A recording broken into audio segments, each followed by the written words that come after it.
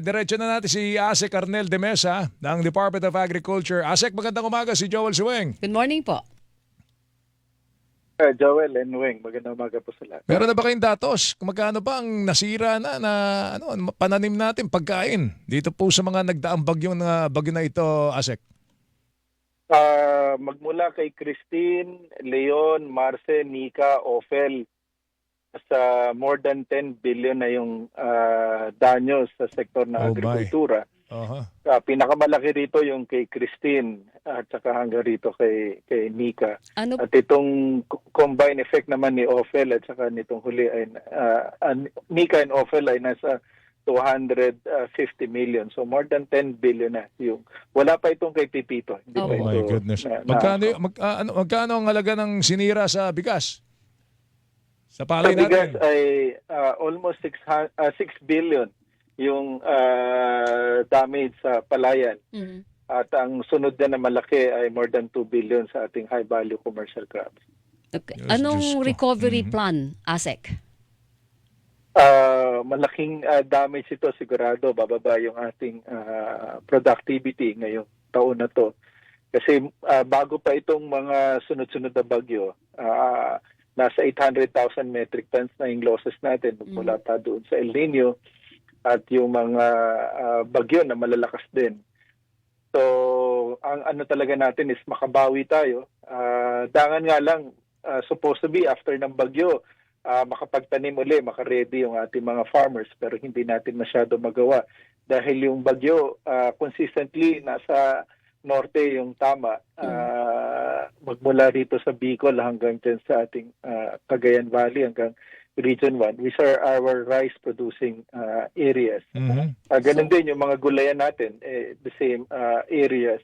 So it will take some time for us to recover dito sa mga sunod-sunod na bagyo. So at least sa palay, bigas, Asek, magiging dependent tayo sa importasyon kahit hanggang first quarter of 2025?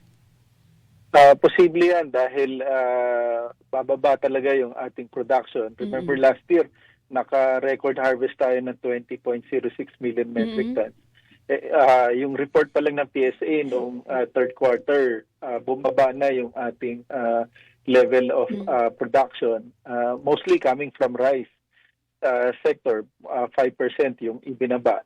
At inaasahan natin nitong fourth quarter, bababa pa rin yan dahil nga nitong mga sunod-sunod na bagyo. Ang maganda lang talaga, kagaya na nasabi mo, Weng, bumabawi yung ating importation. Last year, yung total na import natin nasa 3.6 million metric tons na bigas. First week ng November, nasa almost 3.9 million metric tons na yan. So, posibleng madagdagan pa, of course. At ang kagandahan pa niyan ay bumaba yung presyo sa international market. Ang problema nga lang natin ng konti, nagmamahal ang dollar, of course. At ang, of course, maganda rin yung ginawa ng ating Pangulo na ibinaba yung taripa from 35 to 15% para ma-stabilize din ang presyo ng bigas. Ang tanong namin ngayon yung 42 peso per kilo question po namin, baka ka-apekto ba ito sa presyo ng bigas po natin? Itong nangyari po sa atin ngayon. Yung kagandahan naman ngayon dahil yung imported nga, bumababa yung presyo.